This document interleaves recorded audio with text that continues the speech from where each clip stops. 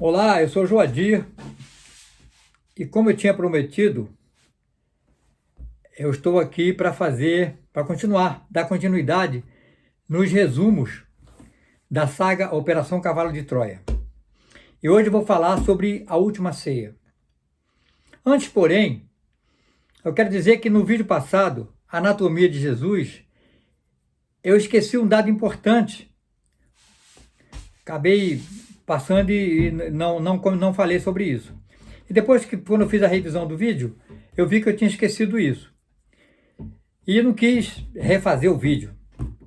Então hoje eu vou dizer a parte que eu esqueci, que é justamente a idade de Jesus naquela época, em abril de 30, do ano 30 da nossa era. Bom, Jesus Cristo que nasceu no dia 21 de agosto do ano 747 do calendário romano, ou seja, o ano 7 antes da era cristã, ele morreu, veio ser assassinado cruelmente, né? No dia 7 de abril do ano 30. Logo, com 36 anos, 7 meses e 17 dias. Agora, você pode perguntar por que tem esses dados? Isso é história. História com H. Não é cavalo de Troia. Isso é matemática. Os cientistas analisaram. Primeiro, que Herodes o Grande morreu no ano 4 antes da era cristã. Antes de Cristo, né? Antes da era cristã. E ele foi o perseguidor, o matador, né? Mandou matar aquelas crianças lá, né? Por isso José e Maria tiveram que fugir lá para o Egito. Bom, então, essas crianças ele mandou matar lá, os inocentes, com até 2 anos e meio. Logo, os cientistas fazem esse cálculo e determinam aí que Jesus Cristo nasceu no ano 7 antes de Cristo. Então é isso. É essa parte que eu queria passar. Essa é bem importante. Vendo que Jesus tinha 36 anos e era aquela fortaleza toda. Porque a idade média daquele povo era em torno de 40 anos. O cara com 40 anos já era considerado velho. E Jesus Cristo, com essa idade, ele era considerado um atleta, como eu digo ali no vídeo passado sobre anatomia e tal. Bom, vamos falar agora da festa, né? Como era essa festa judia, que é chamado, não sei se fazem hoje da mesma forma, mas naquela época era o seguinte, tem aqui no rodapé da página 301 do volume número 1, no qual eu tenho me baseado, fala aqui o seguinte: a festa da Páscoa judia, também chamada de Hag Hamassot, festa dos ázimos, celebrava-se anualmente no dia 15 de Nissan, correspondendo ao plenilúdio da primavera. Naquele ano de 30, o 15 de Nissan caiu no sábado 8 de abril. Eu tenho mostrado que a configuração do ano 30 do século I tem a mesma configuração do nosso ano 2023. Então aqui eu vou citar, ele falou aí no dia 8, né? Seria o 15 de Nissan, seria dia 8 de abril, no sábado. Aqui está 8 de abril, sábado, no nosso calendário 2023. Eu tenho falado sobre isso, que é importante, uma coincidência bem interessante. Então, o Cordeiro Pascal era sacrificado na véspera, 14 de Nissan. E comido em família, uma vez escuro. Então, escurecia, já era o outro dia. Como eu já falei várias vezes, por exemplo, sexta-feira, escurecia, já é considerado sábado. Então tinha que seguir todas aquelas normas do sábado e tal, aquelas coisas que eram proibidas de fazer, etc, etc, etc. Né? Então, nessa ocasião do ano 30, caiu no dia 7, sexta-feira, justamente o dia em que assassinaram Jesus. Né? O Galileu celebrou, portanto, a última ceia em 13 de Nissan, ou quinta-feira, 6 de abril. Então ele fala aqui que o mês de Nissan era o primeiro do ano judeu, correspondendo ao nosso março-abril. Bom, por que Jesus celebrou a Páscoa um dia antes de todo mundo? Porque tinha sobre ele um mandado de prisão. O Sinédrio já tinha decretado a prisão dele, aquele grupo lá, o sumo sacerdote, aqueles 71 do Sinédrio, tinha decretado a prisão dele desde quando ele ressuscitou Lázaro. Então ele estava esperando uma oportunidade para botar as mãos em Jesus. Então Jesus escolheu fazer essa última ceia, celebrar com os seus 12, os seus discípulos, no local secreto. E que local foi esse? Ele escolheu justamente uma mansão de um amigo dele. Ele tinha, os amigos de Jesus, ele tinha muitos amigos ricos, né? Principalmente naquela área ali de Betânia, proximidade de Jerusalém e tal. Ele tinha Elias, Marcos, era um desses. Tinha o José de Arimateia, tinha o Simão o leproso, tinha Lázaro, etc. Então, escolheu a mansão de Elias Marcos. Quem era esse Elias Marcos? Esse Elias Marcos era pai de João Marcos, um garoto que andava com eles lá, um adolescente, é citado várias vezes nos livros aqui. E, segundo o cientista de Cavalo de Troia, esse menino João Marcos viria a ser o evangelista Marcos. Bom, então, dado o local, escolhido o local, o cientista, já sabendo onde seria celebrada a última ceia, ele estava ali para colar em Jesus Cristo, para anotar, registrar, fotografar tudo que Jesus fizesse naqueles 11 dias, né? Que ele estava ali para isso. Principalmente a crucificação. Por isso que ele trouxe aquele cajado e tal, aquele cajado cheio de utensílios, né? Úteis, né? Eletrônicos, né? Que ele usou. E eu vou falar isso na época certa. Bom, então o cientista já dá um jeito de subir nessa sala, nesse salão, era um pavimento superior da casa, para colocar ali o cajado para filmar tudo que aconteceu nesse dia, nesse salão. Mas ele não conseguiu colocar o cajado de forma estratégica para filmar tudo. Não teve posição para ele fazer isso. Até porque foi interrompido por um criado que chegou e tal. Bom, mas ele conseguiu colocar o microfone num lampião de ferro. Ele colocou esse microfone ali, que esse microfone gravou todo o decorrer, tudo que aconteceu ali. Inclusive o arrastar do pão no prato, o botar a água quando caía, o vinho quando caía nas taças, tudo isso aí foi registrado. Quando alguém entrava na sala, o andar das pessoas no piso de madeira, tudo isso aí foi registrado pelo microfone. Eu vou falar aqui como era esse microfone.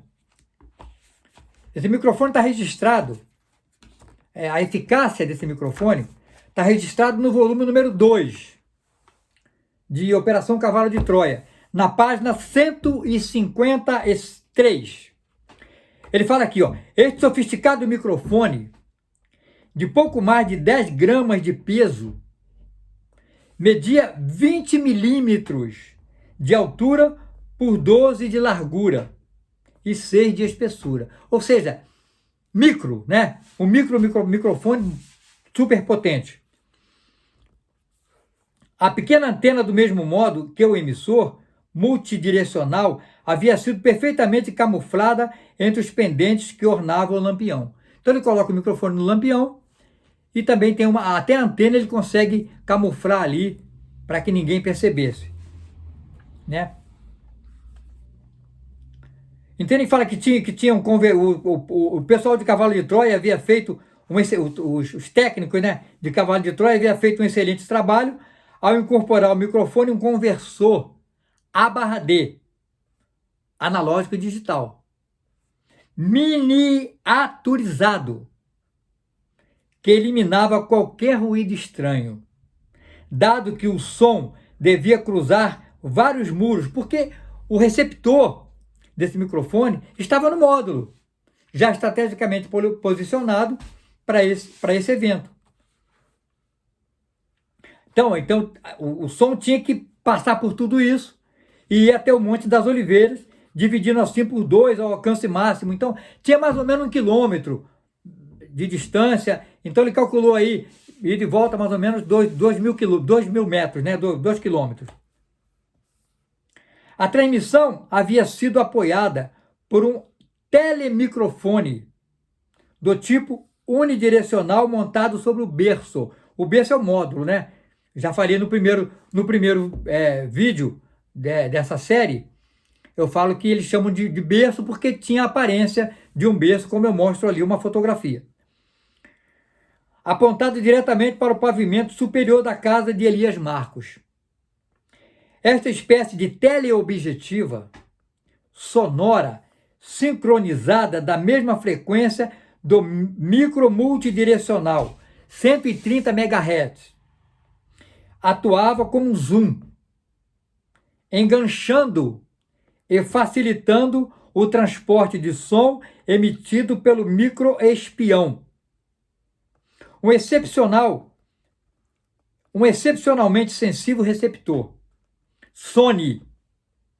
O receptor era Sony, da marca que a gente conhece aí. Alimentado pela pilha Snap 10A. Eu falo dessa pilha lá no primeiro vídeo também. Então esse microfone gravou tudo isso e toda essa gravação eles ouviram quando eles voltaram para Israel, lá para o ano 1973. E fizeram uma outra viagem, que eu falo sobre isso depois. E um dia antes de fazer essa outra viagem, voltar ao ano 30 novamente, eles ouviram essa fita. O chefe total da operação, que eles chamavam de General Curtis, o engenheiro, que eu falo de engenheiro, o cientista que ficou no módulo, né?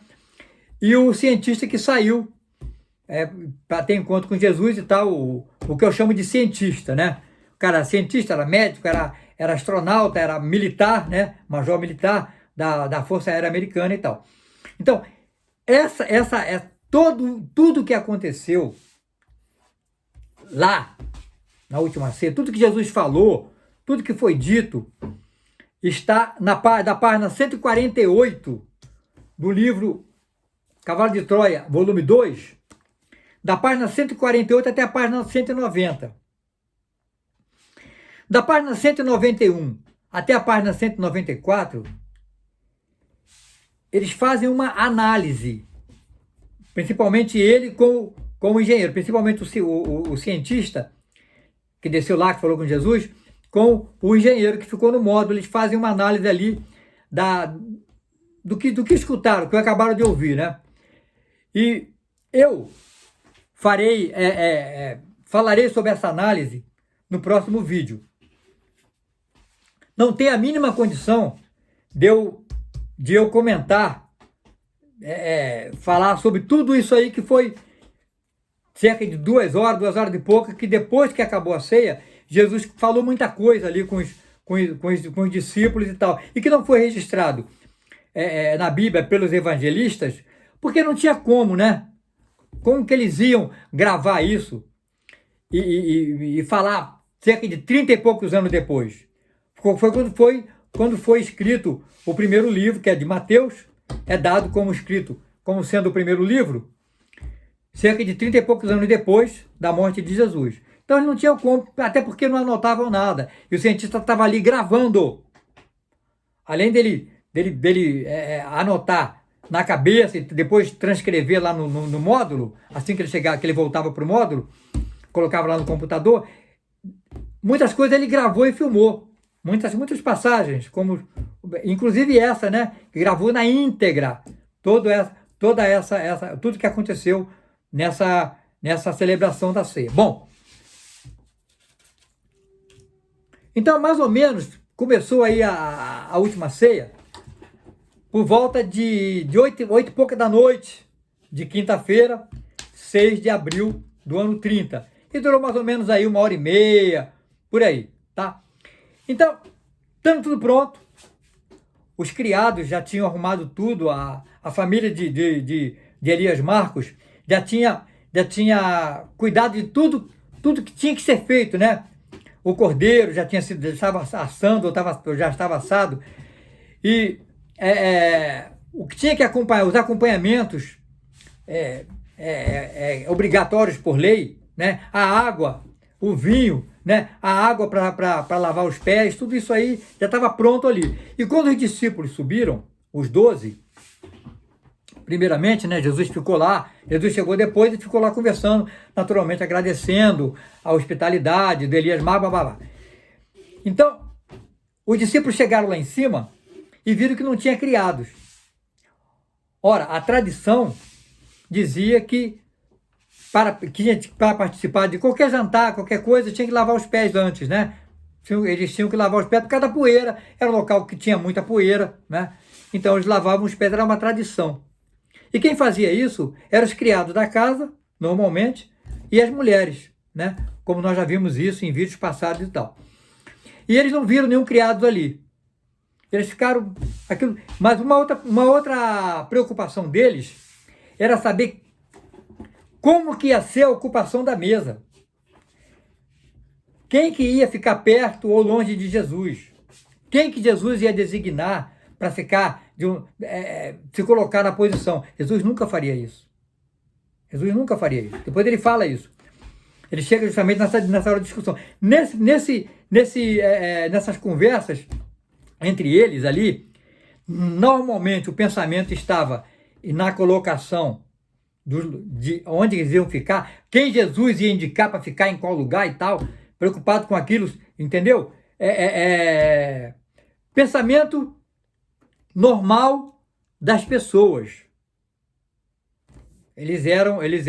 Os evangelistas eram pessoas normais, né? Então tinha essa coisa de eu primeiro, gosta mais de mim, por exemplo, coisa assim, por exemplo isso, eu sou melhor, etc. Também isso passava pela cabeça deles, é lógico. E nesse meio tempo, enquanto eles estavam pensando e falando sobre a falta de serviçais e tal, Judas já se posicionou no ponto principal da mesa, ao lado esquerdo, de onde ficaria Jesus. E aquilo irritou muito Pedro. Pedro ficou muito irritado com aquilo. E João também logo subiu e ficou sentado no que seria o lado direito de Jesus. A mesa naquela época não, mesa de banquete é em forma de U. Aquele quadro bonito que nós conhecemos como A Última Ceia, de Leonardo da Vinci, era uma mesa vertical, digamos assim, né? Horizontal, né? Vertical não, horizontal, comprida e tal. Não era isso. As mesas de banquete, já naquela época, eram em forma de U, como essa aqui, tá vendo? Forma de U. Então ficou assim, ó. Judas correu e sentou no que seria o lado esquerdo de Jesus Cristo. Aqui seria Jesus, ficaria Jesus, e aqui o João veio e sentou do lado direito. Pedro aborrecido, ficou aborrecido e tal. Quando ali estava naquela discussão, achando que Jesus Cristo ia chegar, ia posicionar cada um na escolha dele. Ele nunca faria isso. Então ele chegou, Jesus Cristo chegou, estava aquela discussão e tal, e ele chegou a ouvir alguma coisa, então ele falou que não tem diferença para ele. Ele jamais ia colocar fulano ou Beltrano em posição X ou Y.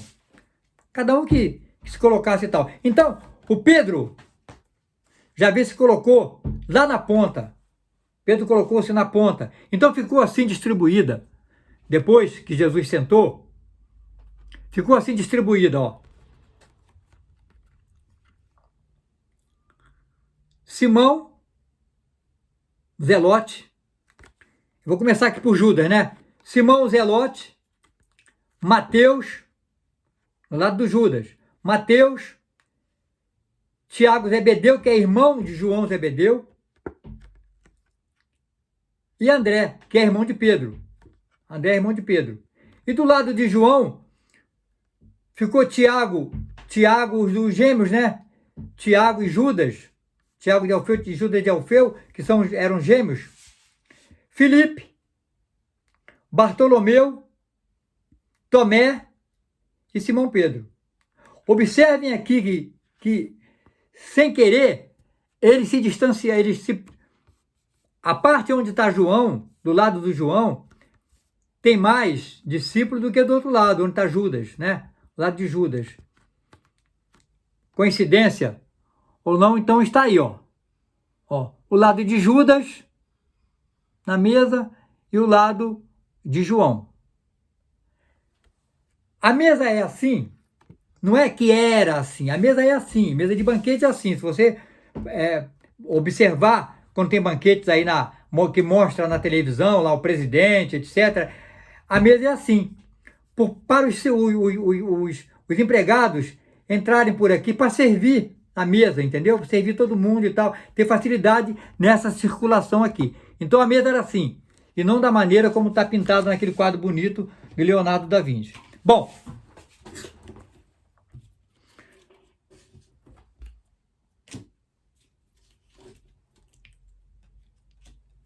com relação a lavar os pés, Jesus Cristo entra, né, e vê aquela discussão e tal, e reclama com eles, mas isso está no texto que você, naturalmente, de alguma forma, Esse livro aqui, por exemplo, como os outros, como os 9, né, que eu falei, todo esse material, volto a dizer, está disponível na internet. Seja em audiobooks, seja em PDF, seja em livros usados, seja em livros novos. O material é farto ali. Então, como eu, por exemplo, que gosto de ler, eu comprei todos os livros. Então, aqui está, na página que eu falei, todo esse relato aqui da última ceia. Bom, então Jesus Cristo se posiciona para lavar os pés dos discípulos. Aí Pedro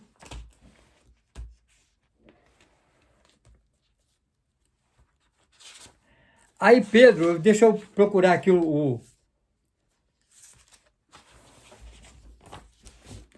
onde está. Eu usei na verdade 3 livros para falar um pouco dessa última ceia. O volume 1, volume 2 e um outro livro. Mas eu quero falar apenas a parte onde eu assinalei, para que não fique longo demais. Isso aí não é muito bom, né? Então Jesus Cristo se posicionou para lavar os discípulos, lavar os pés dos discípulos. E o Pedro era o mais exaltado do grupo, a verdade é essa. Ele não era o mais velho, até porque, segundo o cientista, o André, irmão dele, que era o chefe do grupo, era mais velho do que ele, apresentava uma aparência mais jovem, mas era mais velho do que ele, né? Então Pedro era muito exaltado. Tanto é que lá na hora da prisão de Jesus, ele mete aquela espada no Malco. Mestre, realmente vai lavar-nos os pés? Caramba, o cara mais importante ali vai lavar o pé que era os pés, que era um trabalho que era dos empregados, eram empregados que faziam isso, as mulheres, e nunca, digamos assim, o convidado especial, né? Jesus deve ter erguido o rosto para o impetuoso e decepcionado pescador, porque logo em seguida ouviu-se que dizia: pode ser que não compreendais o que, entre aspas, né? O que me disponho a fazer. Mas de agora em diante, conhecereis o sentido de todas essas coisas. Um suspiro profundo escapou da garganta de Pedro. Mestre, nunca me lavará os pés. Entre aspas. Um tímido suspiro acompanhou essa imperativa decisão do discípulo. Estava claro que os 11 aprovavam as palavras de seu companheiro. Todo mundo concordou com Pedro. Não tinha o alcance, né, de Jesus. Repelindo o que qualificavam de penosa humilhação. Para eles era muito humilhante lavar o pé do companheiro. Principalmente Jesus, né? Então, para eles era muito humilhante. Jamais eles fariam isso, lavar o pé do outro. Então, foi o que Jesus falou, que eles não fizeram isso, né?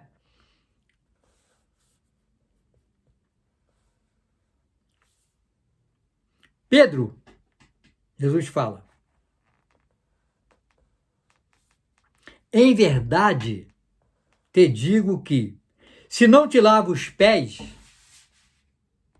não tomarás parte comigo no que estou pronto a levar a cabo.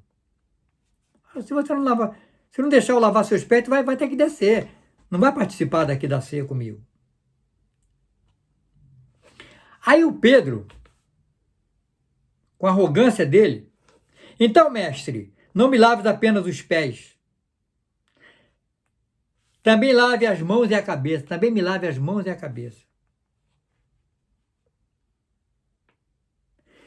Ninguém na sala parecia respirar. Só o ruído de água revelava que o rabi havia iniciado a lavagem. Aí Jesus Cristo falou: aquele que já está limpo, interveio de novo o mestre, abre aspas, só necessita que se lavem os pés. Vós que vos sentais comigo, esta noite estáis limpos, fecha aspas. Tem aqui uma reticência, né? Ele dá uma parada e fala: ainda que nem todos. Ele estava aqui falando, né, de Judas, com certeza. Ele fala aqui: devereis haver lavado o pó de vossos pés antes de vos sentardes para tomar o alimento comigo. Ademais, quero fazer esta tarefa para ilustrar o novo mandamento que vou dar-vos. Então ele fala da humildade, etc., né? Concluída a operação, Jesus retornou ao seu divã. O ranger da madeira sob seus pés foi nesse momento mais lento e leve, como se abluções o houvesse relaxado. Quando ele entrou mais rigoroso, pisando com mais firmeza, porque ouviu aquela conversa toda, aquele negócio. Então Jesus Cristo pisou, e o microfone captou isso. E o cientista analisou, né, esse som.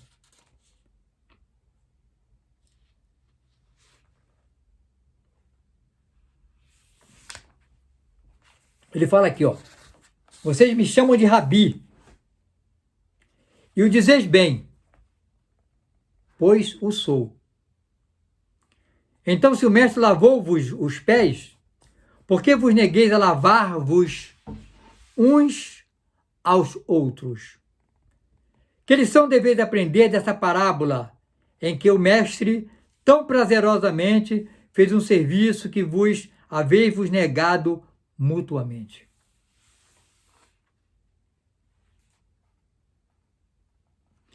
Então ele fala mais uma vez aqui, abre aspas. Em verdade vos digo que se assim agirdes fazendo comigo a vontade de meu Pai, então tereis um lugar ao meu lado no poder. Ele fala várias coisas, né?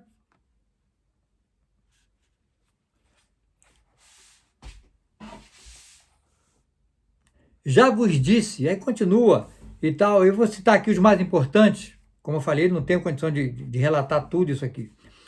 Já vos disse quanto desejava celebrar esta ceia convosco. Fecha aspas. O cientista fala, né? O nazareno parecia perturbado. Eles estavam ouvindo a fita, estavam ouvindo essa fita, aliás, abrindo aqui um parênteses, no começo lá, o cientista, o general pediu que ele traduzisse, né? Porque o cientista tinha estudado o aramaico, né? Então eles estavam falando ali em aramaico, era a língua de Jesus. E o general não sabia. Então ele foi traduzindo tudo isso. Então ele falava de vez em quando. E o nazareno parecia perturbado, diz o cientista. Abre aspas. E sabendo de que forma as demoníacas forças das trevas têm conspirado para levar à morte o Filho do Homem, tomei a decisão de cear convosco nesta casa em segredo. E um dia antes da Páscoa. Os discípulos, a julgar pelas esporádicos estalidos de suas línguas. Não, aí o cientista fala o barulho deles comendo, cara. O barulho deles comendo, o microfone captou isso. Os discípulos, a julgar pelos esporádicos estalidos de suas línguas, o golpear dos ossos ao serem arrojados sobre os pratos, e uma que outra generosa, então eles arrotavam também, tudo isso aí o microfone captou. Continuavam comendo, mas atentos, aparentemente, às deliciosas viandas que as proféticas palavras do Rabi. Então eles estavam comendo, mas prestando atenção naquilo que Jesus Cristo falava. E Jesus continua, já que amanhã, a esta mesma hora, não estarei convosco. É claro, Jesus morre no dia seguinte, que é dia 7 de abril. Né? O dramático anúncio de Jesus deve ter sido captado por algum dos apóstolos, fala o cientista. Porque de súbito a movimentação da ceia decresceu. Ou seja, muitos param de comer. E preste atenção no Jesus, né? Repetidas vezes, fala Jesus, vos disse, continuou o Nazareno, que devo voltar ao Pai. Agora é chegada a minha hora. Ainda que não fosse necessário que um de vós, aqui ele fala, ainda que não fosse necessário que um de vós me traísse e me pusesse em mãos de meus inimigos. Fecha aspas. Após essas palavras, né, de Jesus, os discípulos começam a perguntar, sou eu, mestre? Pergunta, todo mundo, né? Sou eu. Jesus fica calado. Jesus fica calado. Até que, encostado ali em Jesus, Judas estava do lado esquerdo de Jesus. Então aqui o cientista fala, no meio daquele mare magnum de comentários, Judas, reclinado à esquerda do mestre, perguntou por sua vez, ainda que em um tom dificilmente perceptível para os outros. Mas o microfone estava pertinho ali, o microfone captou. E ele fala, serei eu?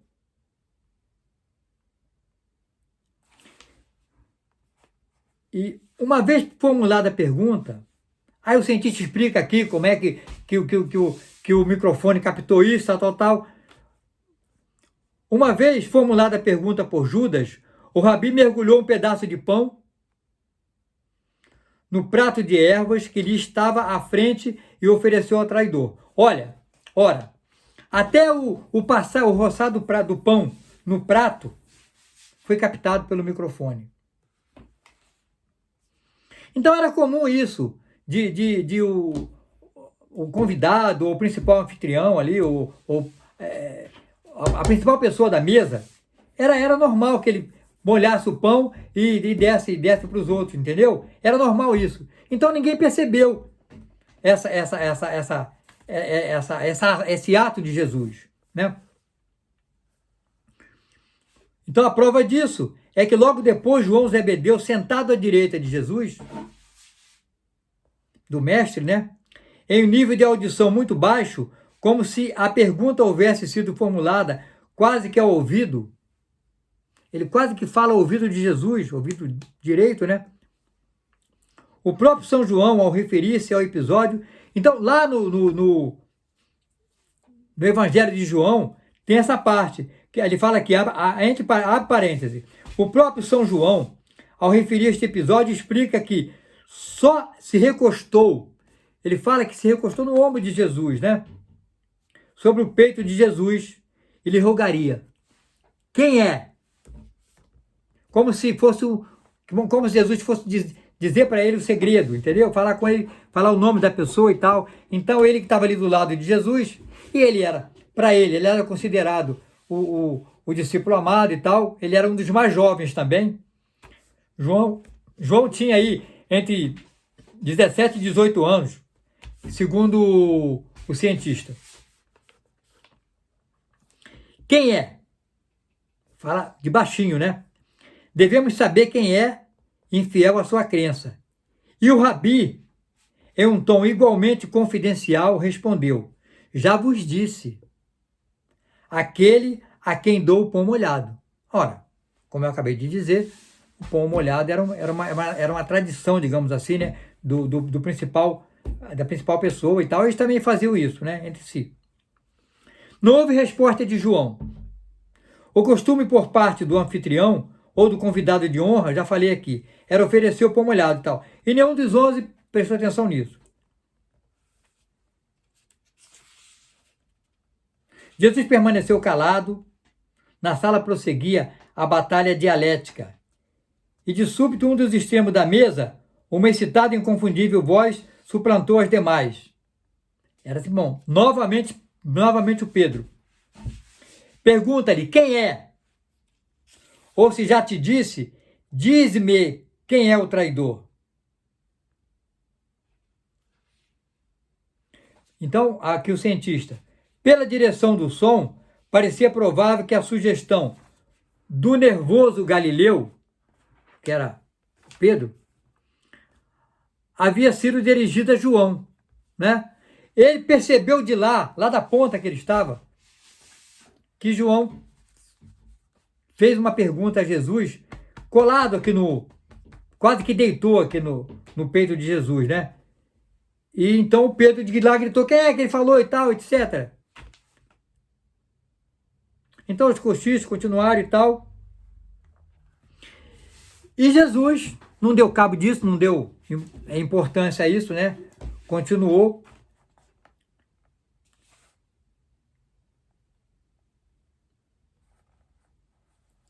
Então, ele vira para Judas, e nesse momento, ele vira para Judas e fala, o que decides fazer? Judas estava do lado esquerdo dele. Então ele falou, o que decide fazer, faze-o depressa. Eram 9 da noite, segundo o cientista, e o Iscariotes não abriu a boca.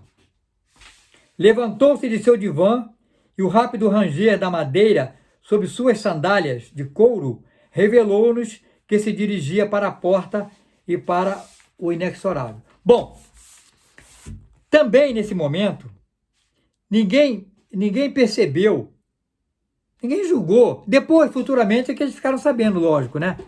Mas, nesse momento, também, eles não percebem, não se deram conta que o traidor era Judas. Porque Judas era o tesoureiro do grupo. Eu já falei isso em vídeos passados.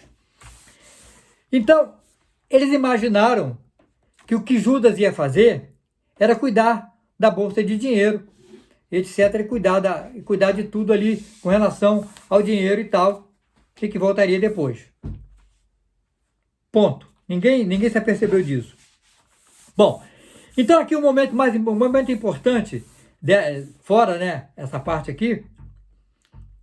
Então Jesus Cristo, ele fala aqui na hora que o vinho, eu quero dizer aqui, que eles tinham que tomar 4 copos de vinho misturado com água.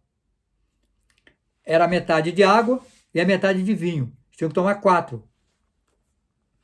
Então Jesus Cristo, depois de encher uma taça, eu quero dizer aqui que essa taça era de cristal, não é taça de madeira, porque eles estavam numa mansão de um cara muito rico. Não ia ter taça de madeira, né? Taça de cristal. E possivelmente essas taças foram destruídas no terremoto que acontece na hora que Jesus morre.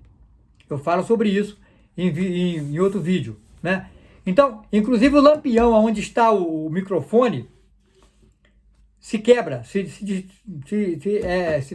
quebra lá no chão, e naturalmente as taças também, com esse terremoto. E ele volta, né, nessa segunda viagem que ele faz, inclusive, para buscar esse microfone, para ver lá a ressurreição de Jesus e tal, e para buscar também esse microfone que não podia ficar ali, lógico. Era um objeto totalmente estranho àquele mundo, né? Então, vamos lá. Jesus Cristo enche a taça e fala: tomai esta taça e bebei todos dela. Esta será a taça da minha recordação.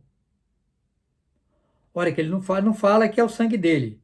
Ele fala que toda vez que eles bebessem o vinho, numa reunião qualquer que eles fizessem, eles iam lembrar daquele momento. Esta é a taça da bênção de um novo desígnio. Desculpe. Divino, da graça e verdade. Este será o símbolo da outorga e do ministério do divino Espírito da verdade. Então o cientista que fala, da solenidade o rabi passou a tristeza. De repente Jesus fica triste. Já não beberei, abre que aspas, né? Já não beberei convosco até que não o faça em uma nova forma no reino eterno do meu Pai. Fecha aspas. Os apóstolos pareciam constrangidos. Depois de beberem a taça de cristal, a taça de cristal foi colocada sobre a mesa. Nesse instante, o suave roçar das vestes de Jesus revelou que ele se inclinava para o U. Tomou algo e, depois de dar graças, ouviu-se o crepitar do pão ao ser partido. O microfone captou isso tudo. Até o roçar da roupa de Jesus na mesa. E o cientista, como era cientista, ele estava ali para isso, ele sabia tudo o que estava acontecendo. Mesmo não vendo, só ouvindo o som, né?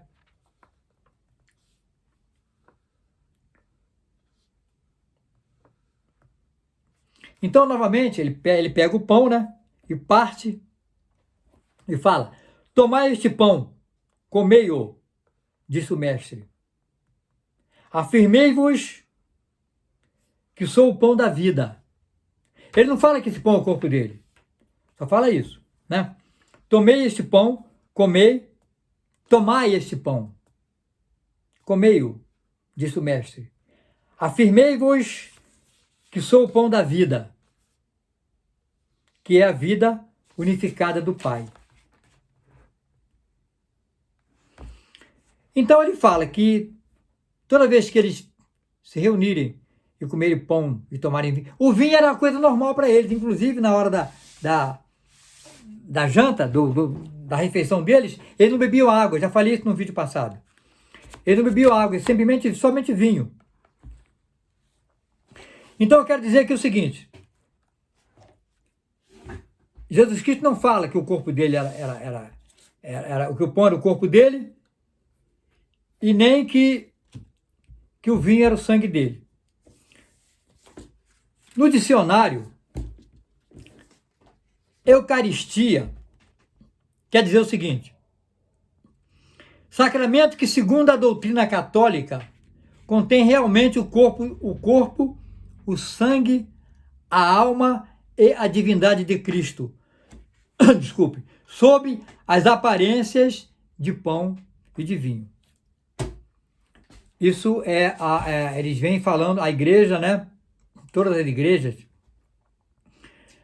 comemoram uma vez por mês, fazem lá a celebração da ceia com o vinho e o pão, e particularmente na Igreja Católica, o vinho é o padre só que bebe, né? Que pelo menos nas vezes que eu participei de uma missa na igreja, e nas igrejas evangélicas não. Na Igreja Católica eles dão a hóstia, né? Para quem tem direito. E na Igreja Evangélica também, para os membros que se julgarem que se julgarem que podem beber do vinho e comer do pão, tal. Então isso é feito todos os meses nas igrejas e tal. Mas Jesus Cristo não pede isso. Jesus Cristo nem fala que representa o sangue dele, de jeito nenhum.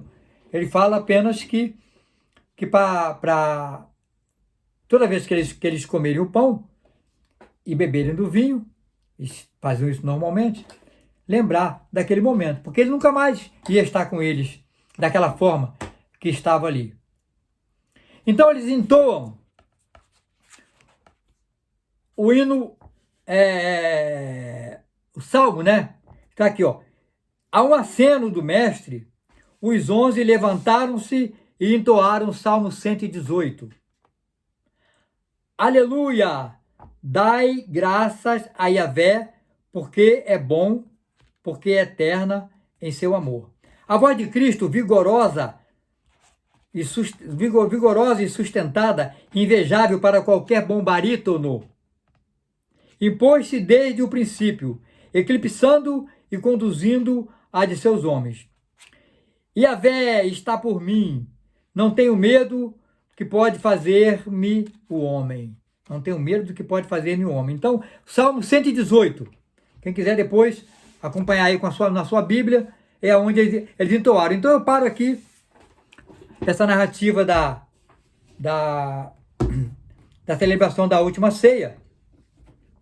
Já com 47 minutos, eu achava que eu tinha a intenção de fazer com muito menos, mas peço desculpas novamente pelo tempo que decorreu. Naturalmente, isso aí foi impossível reduzir. Pelo que eu vi agora, eu falei só o necessário. Então eu quero dizer o seguinte: no próximo vídeo, o número 9, eu vou fazer uma análise, vou falar de uma análise pequena sobre o que os cientistas acham de tudo que foi dito na última ceia de Jesus Cristo.